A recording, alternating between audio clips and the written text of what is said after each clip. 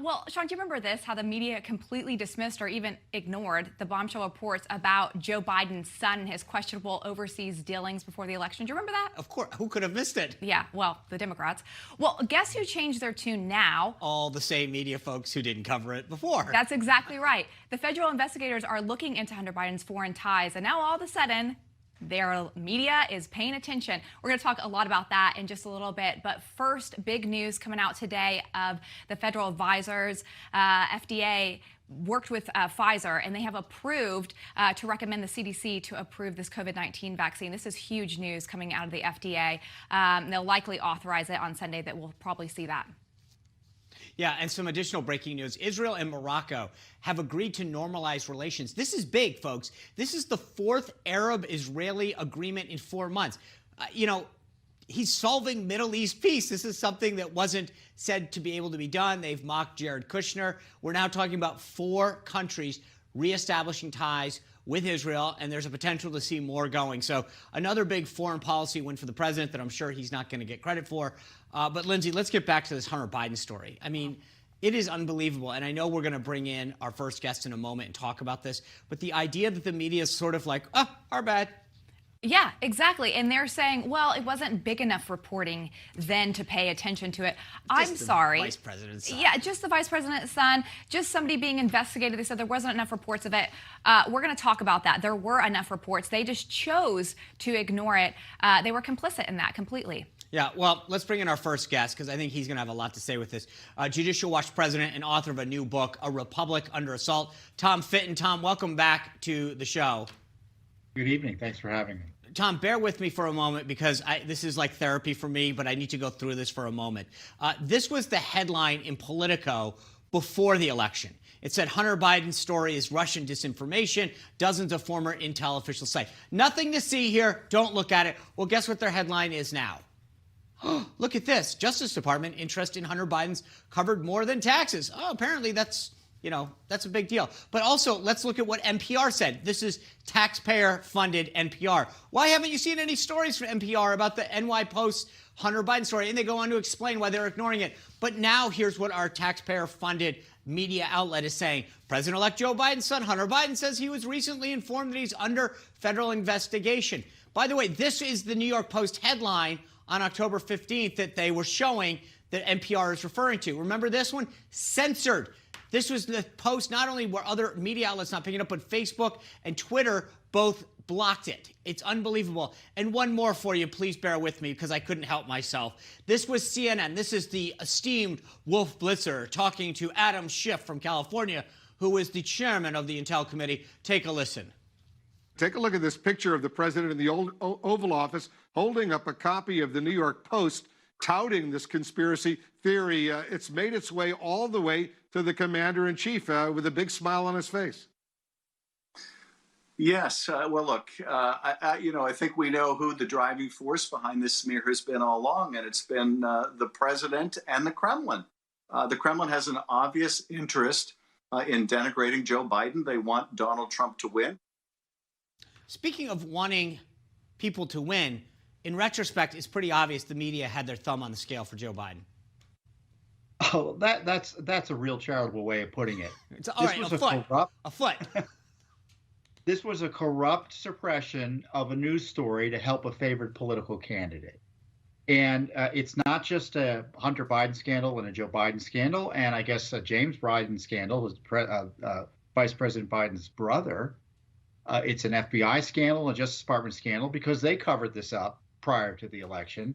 It's a congressional scandal. Remember, Adam Schiff tried to remove President Trump from office for asking questions about Biden corruption that were well-founded.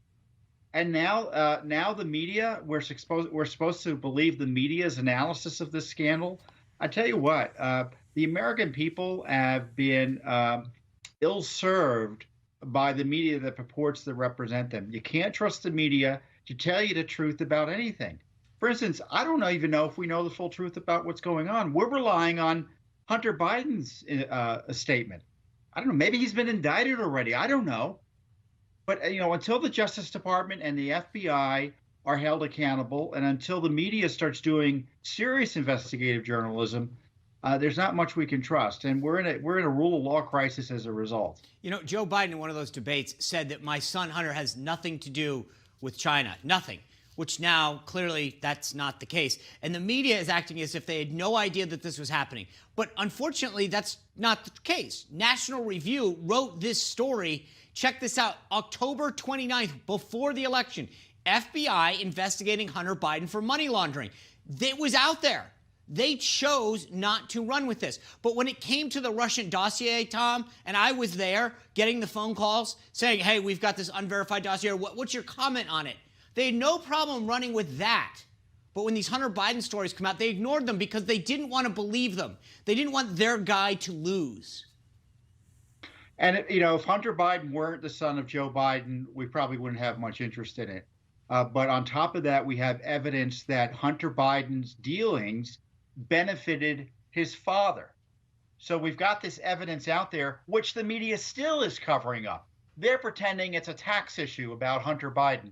No, if they're doing their job, the Justice Department and the FBI, they're investigating Joe Biden. They can't separate the two.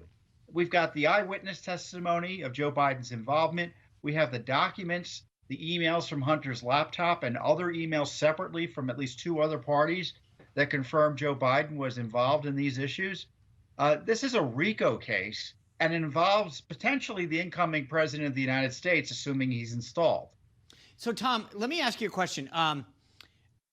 Joe Biden's been a public servant. He's been in public office since he was 29 years old. I think he was actually on one of the Delaware councils before that. But let's call it just 29 straight up. Since that time, for 47 years, he's been on the public dole, right, until Trump won in 2016, okay?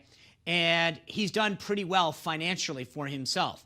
His son, Hunter, who has done pretty well for himself despite no qualifications for any of the job that he's had. His brothers, as you've mentioned, have done pretty well trading off of his name. And yet, I dare say, I never heard anything about the brothers or any of the wealth accumulation that occurred by any of these folks during the election. Like, they keep talking about people getting vetted. They didn't. I don't believe that anyone. Look, did Judicial Watch? Does Judicial Watch look at this stuff? Yeah, I mean, 6 months ago, we got documents from the Secret Service showing that Hunter Biden had been to China 5 times. Ignored by the media. What was he doing in China 5 times while his father was vice president? What was he doing? Well, the funny thing is, Chuck Grassley, I want to play you what he had to say because it was interesting. I think he kind of took it personally. Let's take a listen. For over a year, Senator Johnson and I investigated the Biden financial family dealings. We showed our work and we made our findings very public. But the liberal media and members of the other political party chose to dismiss our work. Those same liberal outlets that disparaged our investigation now report that Hunter Biden's financial deals in China raised counterintelligence concerns. Tom, I don't have a lot of time left, but just real quick. I mean, what does it say? It used to be that congressional hearings would happen and people would report on them. Now it's sort of like, well, that's not true. I mean, you had a Senate report, as Chuck Grassley intimated, that had strong evidence of criminal activity by the Biden family involving China, Moscow, and Ukraine. And it received zero coverage.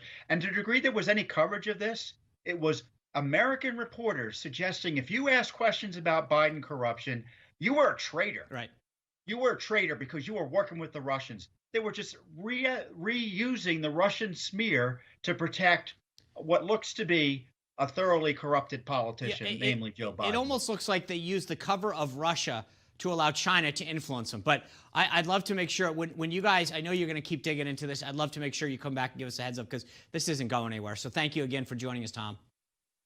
You're welcome, Sean. We got a half a dozen lawsuits on the issue, so more will be coming, whether or not the DOJ or FBI do anything. I love it. All right. Keep us informed. Thank you very You're much. welcome.